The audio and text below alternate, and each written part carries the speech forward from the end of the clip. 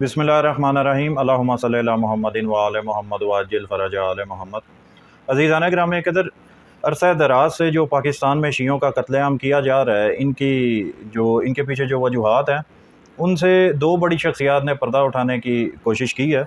और उन्हीं दोनों शख्सियात के जो अल्फाज हैं मिन्नोवन, वो मैं आप तमाम हज़रात के सामने पेश करूँगा। एक शख्सियत है जनाब इमरान खान साहब, और दूसरी शख्सियत है अल्लामा हसन अल यारी साहब। सबसे पहले इमरान खान साहब का मैं आपके सामने उनके अल्फाज में पेश करता हूँ। एक ARY के शो में काशिफ अब्बासी साहब के शो पर इमरान खान साहब जाते हैं और वहाँ पर वो इस चीज़ का खुलासा करते हैं। इमरान खान साहब कहते हैं कि जी, हमारे पास सिपह सहाबा के लोग आए कि हमारी शियों के साथ दोस्ती करवाएं, इस्टेब्लिशमेंट हमें इस्तेमाल करती है।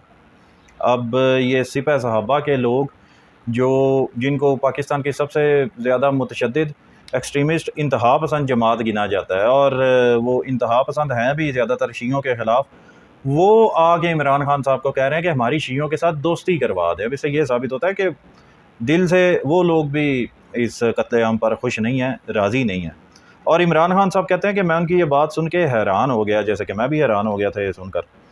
और इसके बाद काशिफ अब्बासी साहब वो उनसे ये सवाल पूछते हैं कि ये किसने कहा आपसे। तो इमरान खान साहब दोबारा इस पर ये दोहराते हैं कि सिपह सहाबा के लोग मेरे पास आए थे, उनको एक एंकर पर्सन मेरे साथ लेकर आया था। यानी एक एंकर पर्सन इमरान खान साहब के पास सिपह सहाबा के लोगों को लेकर आया था, और सिपह सहाबा के लोग शियों के साथ दोस्ती करना चाहते हैं। और उन्होंने ये कहा कि जो इस्टेब्लिशमेंट है वो हमें इस्तेमाल करती है शियों के ख़िलाफ़, तो इस तरह के हम काम करते हैं। अब ये कौन कह रहा है?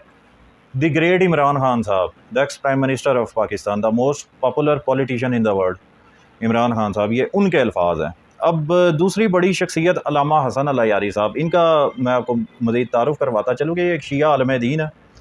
ईरान से ये पढ़े हैं और इस वक्त ये कैलिफोर्निया अमेरिका में ये मुकीम है, और मेरे उस्ताद हैं ये। वो कहते हैं कि जी, अपने एक ऑफिशियल पेज पर वो एक पोस्ट शेयर करते हैं कि ISI और पाक फ़ौज ने ईरानी इनकलाब, अब ये जो 1979 में जो ईरान में इनकलाब आया था उसके बारे में बात कर रहे हैं।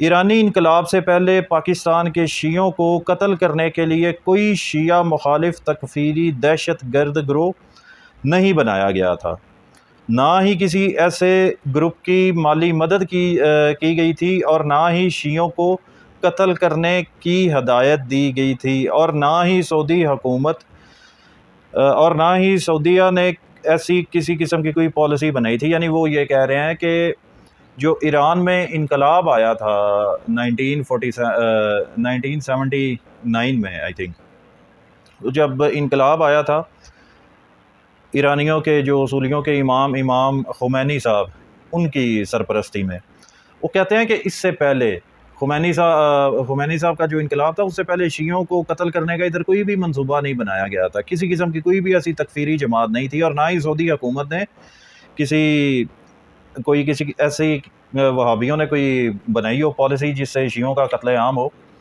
उससे पहले, यानी ईरानी इनकलाब से पहले, ऐसा कुछ भी नहीं था। लेकिन ईरानी इनकलाब के बाद खुद पाकिस्तानी इस्टेब्लिशमेंट ने अपने मुल्क के शियों को कत्लेआम करने की पॉलिसी इख्तियार की, और सऊदी हुकूमत ने खुशी से इस मिशन को फाइनेंस करने का फ़ैसला किया।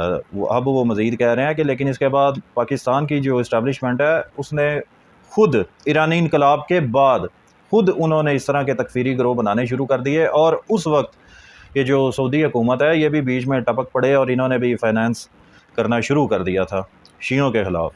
और अमेरिका और यूरोप ने इसकी कभी मुखालफत नहीं की थी। यानी अमेरिका बहादुर ने, अब ये बहादुर मैं अपनी तरफ से लफ्ज़ इस्तेमाल कर रहा हूँ, अल्लाह यारी साहब ने ये लफ्ज़ इस्तेमाल नहीं किया। अमेरिका बहादुर और यूरोप ने भी कभी इसकी मुखालफत नहीं की थी, जो आज डेमोक्रेटिक और लिबरल किस्म के लोग बनते हैं।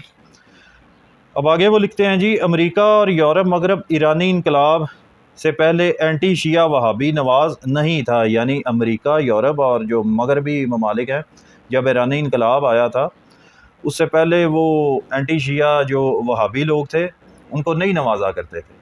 लेकिन ईरानी इनकलाब के बाद जो ये अमेरिका, यूरोप और बाकी वेस्टर्न कंट्रीज़ हैं, उन्होंने वहाबियों को नवाजना शुरू कर दिया था। उन वहाबियों को جو اہل تشیع کے خلاف تھے اور اہل سنت کے بھی وہ زیادہ تر خلاف رہے ہیں۔ ایرانی انقلاب کے بعد وہ بھی اینٹی شیعہ اور وہابی نواز ہو گئے، یعنی یہ جو لبرل قسم کے لوگ تھے انقلاب کے بعد، جو ایرانی انقلاب آیا تھا اس کے بعد وہ لوگ بھی اینٹی شیعہ ہو گئے، یا آپ یہ کہہ لیں کہ اینٹی شیعوں کو ان لوگوں نے سپورٹ کرنا شروع کیا، اور انہوں نے پاکستان اور دیگر جگہوں پر تکفیری گروہوں کے ہاتھوں سے شیعوں کے قتل عام پر آنکھیں بند کر لیں۔ اب ظاہری بات ہے کہ انڈر گراؤنڈ ہو کر اندر کھاتے وہ جن گروہوں کو سپورٹ کرتے تھے اور جن کو وہ فائنانس کیا کرتے تھے، جن کی مالی مدد کیا کرتے تھے، اوپر سے بھی ان لوگوں نے آنکھیں بند کر لی ہوئی تھی، اور اس تمام کی سرپرستی ISI اور مالی معاونت سعودی اسٹیبلشمنٹ